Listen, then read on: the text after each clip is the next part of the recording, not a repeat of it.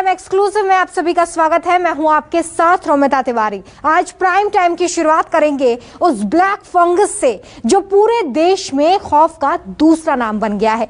Corona महामारी के बाद ब्लैक फंगस तेजी से फैल रहा है। देश के 9 राज्य ऐसे हैं जहां पर ब्लैक फंगस को इस वक्त काफी सीरियसली लिया जा रहा है और लगातार लोगों को अपनी चपेट में लेकर ये लोगों को अंधा बना रहा है। म्यूकोरमाइकोसिस नाम की ये बीमारी उन लोगों को शिकार बना रही है जिनका इम्यून सिस्टम कमजोर हो गया है। ये नई मुसीबत कैसे आई और इस नई मुसीबत से निपटने के लिए राज्य सरकारें क्या कदम उठा रही हैं, इस रिपोर्ट के जरिए देखिए।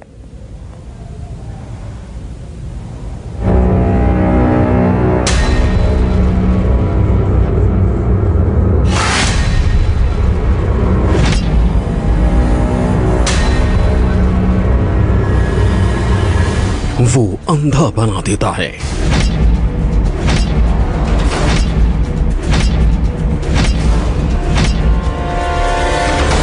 वो आंखों की रोशनी छीन लेता है,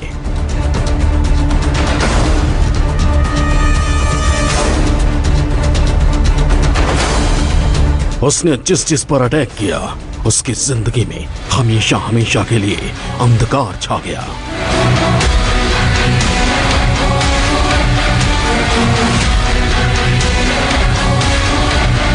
कोरोना महामारी के बाद एक और महामारी आतंक फैलाने लगी है। उसके केस हर रोज तेजी से बढ़ रहे हैं। राज्य दर राज्य उसकी चपेट में आ रहे हैं। म्यूकोरमाइकोसिस मरीजों की जान का नया दुश्मन बन गया है।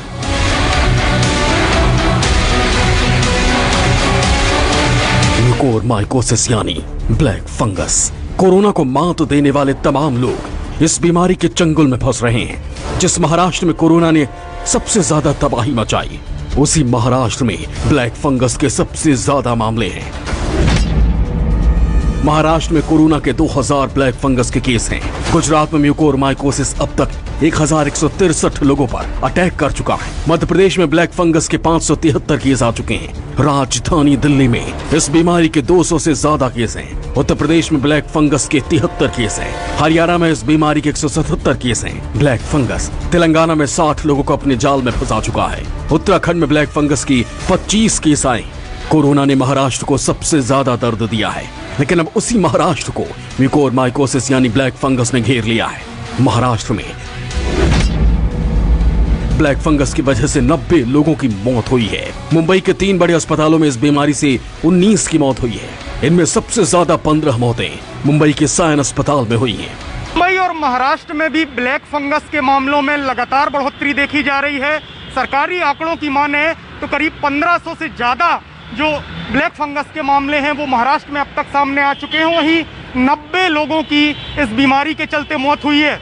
वहीं दूसरी तरफ अगर मैं मुंबई की बात करूं तो मुंबई के जो 3 बड़े अस्पताल हैं वहां पर पिछले कुछ दिनों में 19 लोगों की इससे मौत हो गई है। वहीं आपको बताऊं कि सबसे ज़्यादा जो मौतें हुई हैं वो मुंबई के सायन अस्पताल में हुई हैं और उसी के ठीक बाहर मैं मौजूद हूं। बताया जा रहा है कि करीब 45 मरीज जो कि कोविड से ठीक हो चुके थे और ब्लैक फंगस के चलते उनका इलाज यहाँ पर चल रहा था, उनमें से 15 लोगों की मौत सिर्फ इसी अस्पताल में हुई है।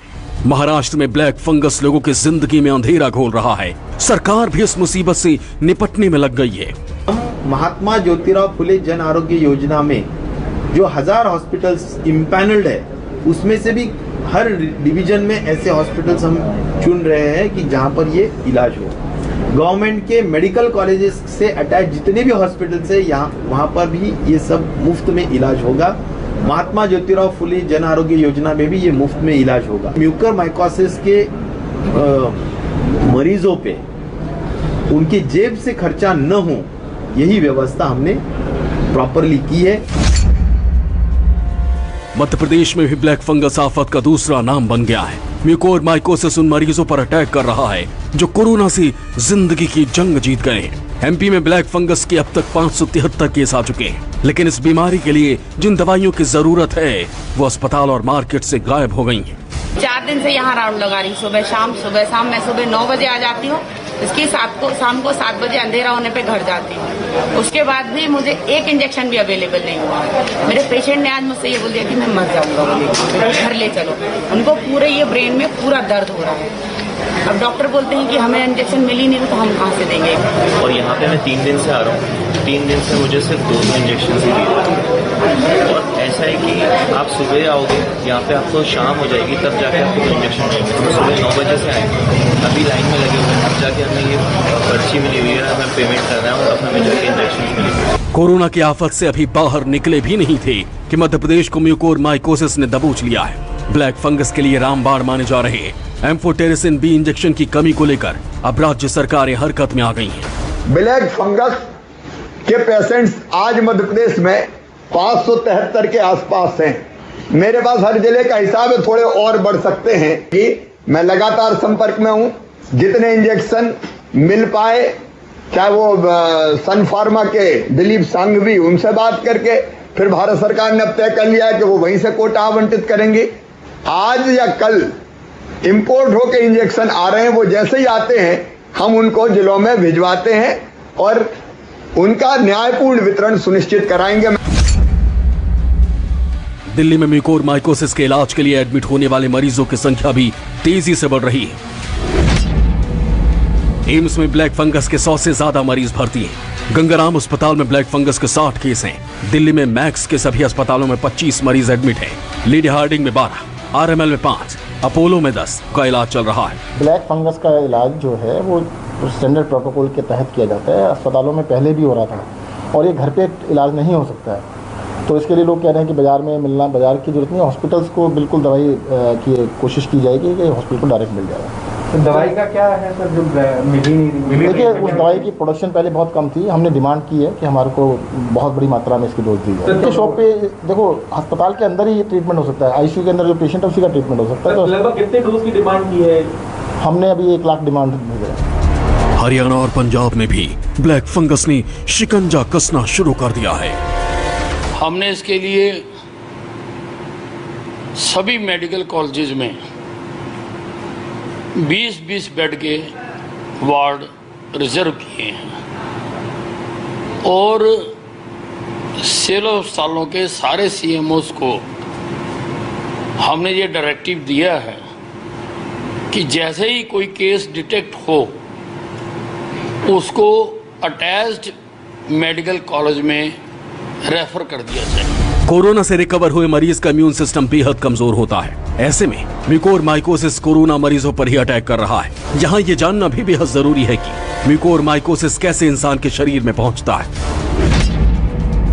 ज्यादातर सांस के जरिए वातावरण में मौजूद फंगस शरीर में पहुंचते हैं। शरीर में घाव या शरीर कहीं जल गया तो वहाँ ज्यादा खतरा होता है। शुरुआती दौर में डिटेक्ट नहीं हुआ तो आंखों की रोशनी जा सकती है। शरीर के जिस हिस्से में इन्फेक्शन होता है वो हिस्सा सड़ सकता है। हेल्थ एक्सपर्ट भी मानते हैं कि जिन लोगों को डायबिटीज है उन्हें म्यूकोरमाइकोसिस से सबसे ज्यादा खतरा है। तो फंगस है, इस फंगस का रिश्ता डायबिटीज की कंडीशन के साथ है।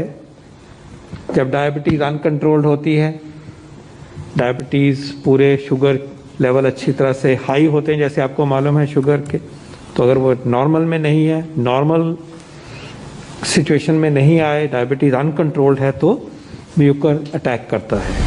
ब्लैक फंगस के ऐसे कई केस सामने आ चुके हैं जिसमें मरीज की जान बचाने के लिए या तो आंखों को निकालना पड़ा या फिर जबड़ा निकाला गया। मैं यहाँ सुबह 10 बजे से आया हूँ अपने दोस्त के लिए इंजेक्शन लेने के लिए। वो नोबल हॉस्पिटल में एडमिट है, उसका 3 दिन पहले सर्जरी भी हुई है, तो ऊपर का जबड़ा उसका निकाल दिया गया है। ब्लैक फंगस म्यूकर फोसिस जो अभी फंगस चल रहा है, ब्लैक फंगस जिसका नाम दिया गया है, वो उसको हो चुका है, तो उसकी आग भी निकालने को डॉक्टर ने बोला है। पर यहाँ पर 3 दिन से इंजेक्शन के लिए मैं परेशान हो रहा हूँ। जब से गवर्नमेंट ने अपने अंडर में लिया है तब से मुझे कोई इंजेक्शन अवेलेबल नहीं हो रहा। हॉस्पिटल वाले बोल रहे हैं हमारे पास है नहीं, गवर्नमेंट ने अपने अंडर में ले लिया है। पर यहाँ के डीन बोलते हैं कि हमारे यहाँ 70 पेशेंट हैंगे तो हम उनको देखें कि आपको देखें। तो मैंने कहा सर हम अपने पेशेंट को मरने दे क्या। कोरोना के बाद म्यूकोरमाइकोसिस के केस तेजी से बढ़े हैं, जिसको लेकर मरीज अब एक नई जंग लड़ रहे हैं। ब्लैक फंगस हर रोज अपना दायरा बढ़ा रहा है। संकेत पाठक, मुंबई न्यूज़ 24।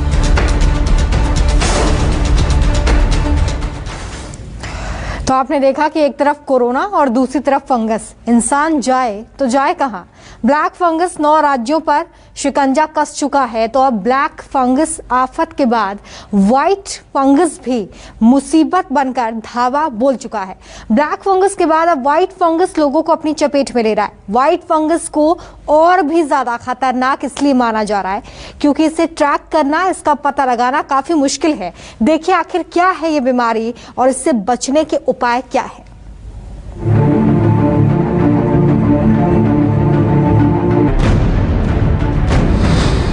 White fungus. आपने अभी तक ब्लैक फंगस का नाम सुना था, लेकिन अब इंसान पर व्हाइट फंगस का अटैक हुआ है। कोरोना का कहर झेल रहे हिंदुस्तान में अब एक और बीमारी का अटैक हो गया है। बिहार की राजधानी पटना में व्हाइट फंगस के 4 केस सामने आए हैं। कैंडिडोसिस यानी व्हाइट फंगस कितना खतरनाक है, इसका अंदाजा इसी बात से लगाया जा सकता है कि इसका पता लगाना मुश्किल है। दरअसल व्हाइट फंगस खास तौर पर फेफड़ों को अटैक करता है, लेकिन सीटी स्कैन में ये कोरोना के संक्रमण की तरह दिखता है।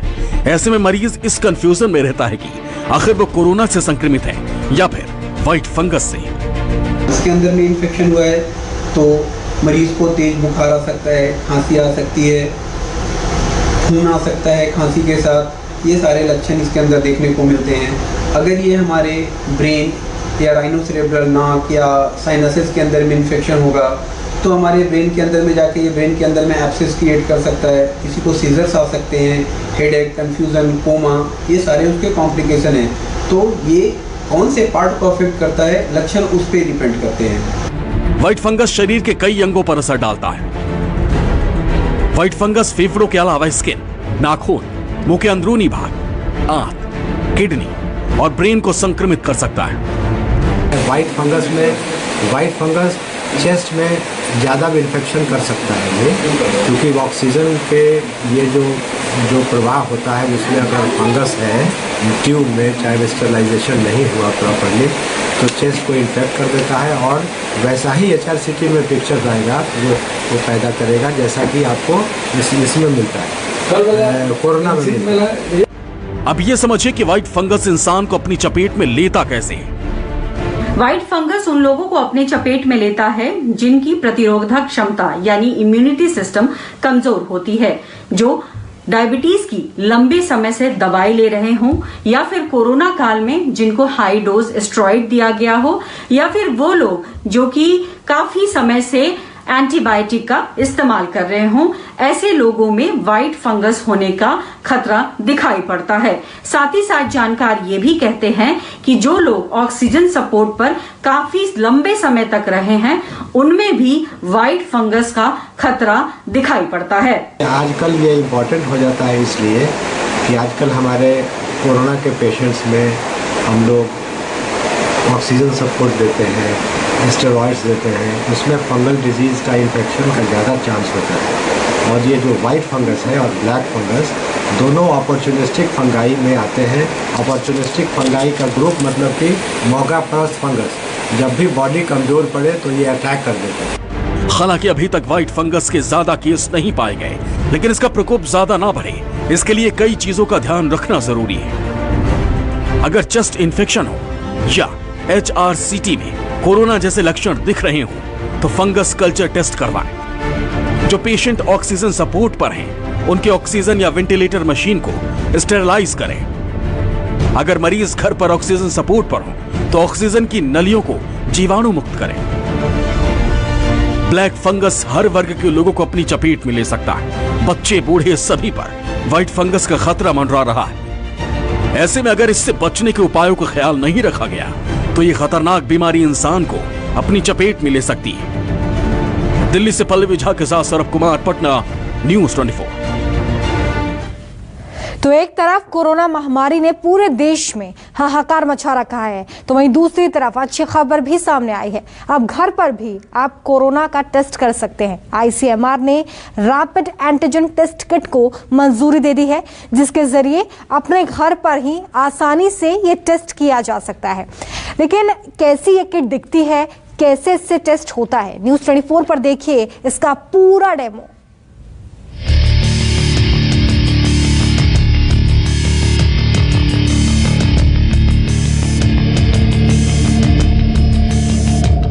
कोरोना महामारी के बढ़ते प्रकोप के बीच बीमारों को न तो अस्पताल मिल रहा है, न दवाई और न ही टेस्टिंग हो पा रही है। लेकिन अब घर पर ही कोरोना का टेस्ट किया जा सकता है। आईसीएमआर ने रैपिड एंटीजन टेस्ट किट के जरिए घर में ही कोरोना टेस्ट की इजाजत दे दी है। लेकिन ये होम टेस्टिंग सिर्फ सिम्टोमेटिक मरीजों के लिए है या फिर ऐसे लोग जो लैब में कंफर्म केस के सीधे संपर्क में आए हों। घर पर कोरोना टेस्ट के लिए गूगल प्ले स्टोर से एक ऐप डाउनलोड करना होगा। इसी ऐप के जरिए ही रिपोर्ट भी मिलेगी। इस किट के जरिए होम टेस्टिंग करने वालों को टेस्ट स्ट्रिप की फोटो लेनी होगी। फोटो उसी फोन से लेना होगा जिस पर मोबाइल ऐप डाउनलोड होगा। मोबाइल फोन का डेटा सीधे आईसीएमआर के टेस्टिंग पोर्टल पर जाएगा। जिनकी रिपोर्ट पॉजिटिव आएगी उनको संक्रमित माना जाएगा। उन्हें और किसी टेस्ट की जरूरत नहीं पड़ेगी। कोरोना टेस्ट के लिए आईसीएमआर ने पुणे की माई लैब डिस्कवरी सॉल्यूशंस की एंटीजन किट को मंजूरी दी है। इस टेस्ट में सबसे खास बात यह है कि घर पर किए गए टेस्ट की रिपोर्ट ऐप के जरिए आईसीएमआर तक पहुंचेगी, लेकिन इस रिपोर्ट को गोपनीय रखा जाएगा। अब सवाल यह है कि इस किट के जरिए घर में कैसे होगा टेस्ट और कैसे आप तक इसकी रिपोर्ट पहुंचेगी। आप भी समझिए। अपने हाथ धोकर उसे सुखाकर एक सैनिटाइज सरफेस पर किट्स के कंटेंट को आप रख दीजिए।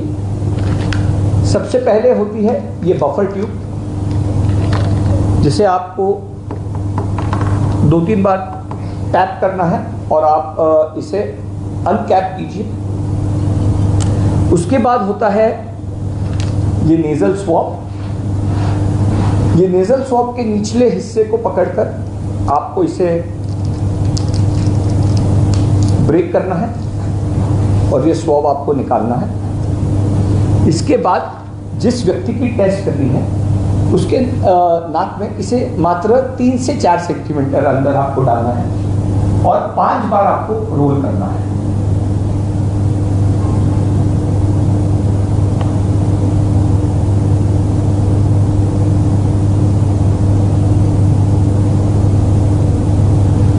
उसके बाद आपको ये नेजल सैंपल इस बफर ट्यूब में डालना है। इस ट्यूब को प्रेस करके इसे 10 बार आपको हिलाना है।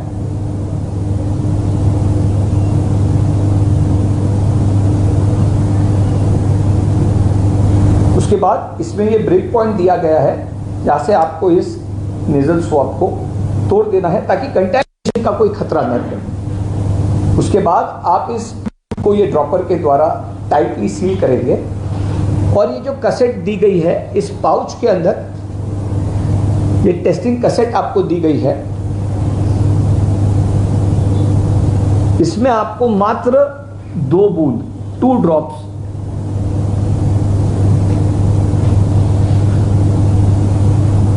ये डालते ही आपकी टेस्ट की प्रक्रिया शुरू हो जाती है।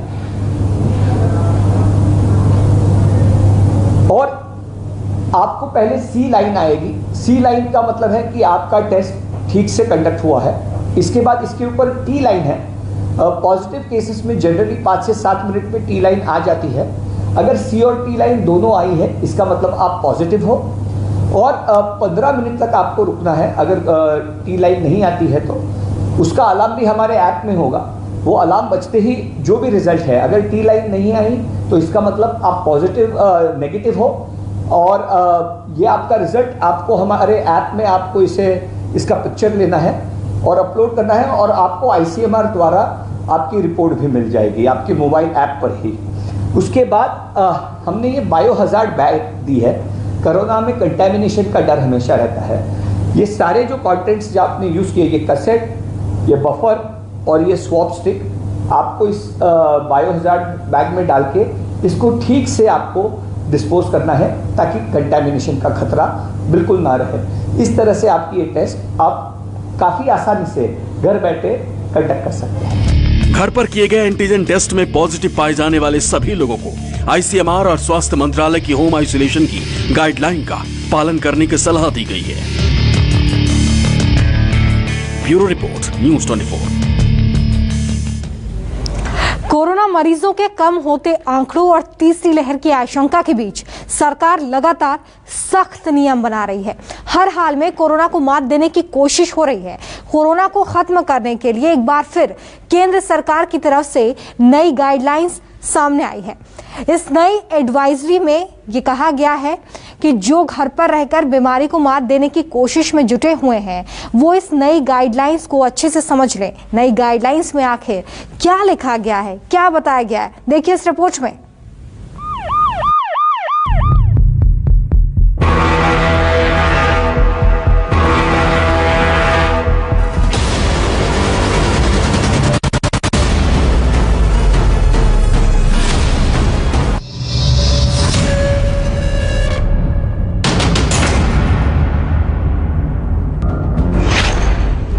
कोरोना का डेथ वारंट साइन, सरकार की नई गाइडलाइन।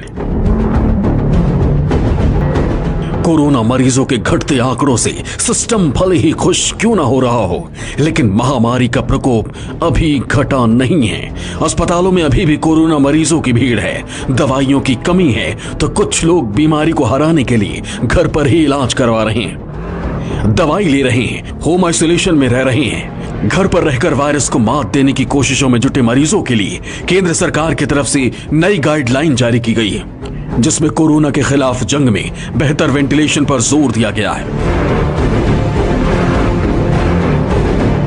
आइसोलेशन में रह रहे मरीजों को लेकर सरकारी नए दिशा निर्देशों में कहा गया कि जिन जगहों पर वेंटिलेशन की अच्छी सुविधा होती है वहां किसी मरीज से दूसरे में संक्रमण फैलने का खतरा कम रहता है। गाइडलाइन में वेंटिलेशन को कम्युनिटी डिफेंस बताया गया है। खिड़की दरवाजे बंद रखकर एसी चलाने से कमरे में संक्रमित हवा जमा हो जाती है, जिससे दूसरे लोगों को संक्रमण का खतरा बढ़ जाता है। मरीज के खांसने छींकने से निकले ड्रॉपलेट से वायरस हवा में पहुंचता है, इसलिए अंदर आने वाली हवा का बाहर निकलना बहुत जरूरी है। अच्छे वेंटिलेशन से घर और दफ्तर में संक्रमण का जोखिम कम हो जाता है। केंद्र सरकार की तरफ से जारी की गई नई गाइडलाइन में कहा गया है कि कोरोना मरीज के एरोसोल 10 मीटर की दूरी तक फैल सकते हैं, जबकि ड्रॉपलेट्स 2 मीटर तक जाते हैं। इसलिए बाहर की ताजा हवा का कमरे के अंदर आना बेहद जरूरी है, जिससे संक्रमण का खतरा काफी कम हो जाता है। ओपन वेंटिलेशन कोविड बचाव में बहुत ही अहम रोल प्ले करता है। सार्स कोविड वायरस बाहर की तुलना में बंद जगहों में लोगों के बीच अधिक आसानी से फैलता है। घर के अंदर, ऑफिस के अंदर, बंद बिल्डिंगों के अंदर वायरल कणों की कंसंट्रेशन बाहर के मुकाबले बहुत ज्यादा होती है। जहां अगर हवा का सर्कुलेशन अच्छा है तो इन वायरस पार्टिकल्स की कंसंट्रेशन तेजी से कम हो जाती है। अगर क्रॉस वेंटिलेशन बहुत ही अच्छा है तो वायरस की कंसंट्रेशन काफी कम हो जाती है। नई गाइडलाइन में जिस एरोसेल की बात की गई है, आखिर वो क्या होते हैं और ड्रॉपलेट से किस तरह से अलग होते हैं, आइए आपको ये भी समझाते हैं। एरोसोल ड्रॉपलेट्स होते हैं और ड्रॉपलेट्स ही एरोसोल। आकार के अलावा दोनों में कोई फर्क नहीं होता। 5 माइक्रोन से छोटे ड्रॉपलेट्स को एरोसोल कहते हैं।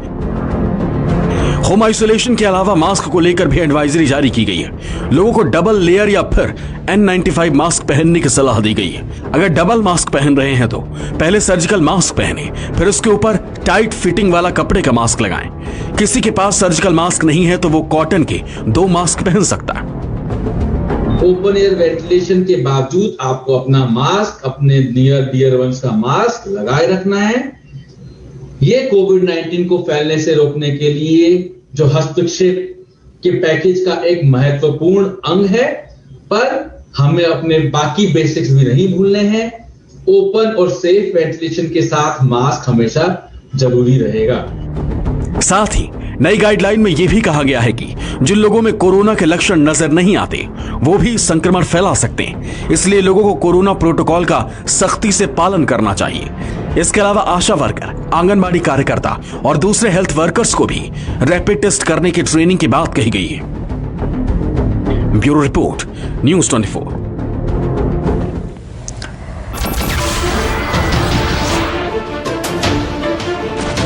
नमस्कार, मैं हूं मानक गुप्ता।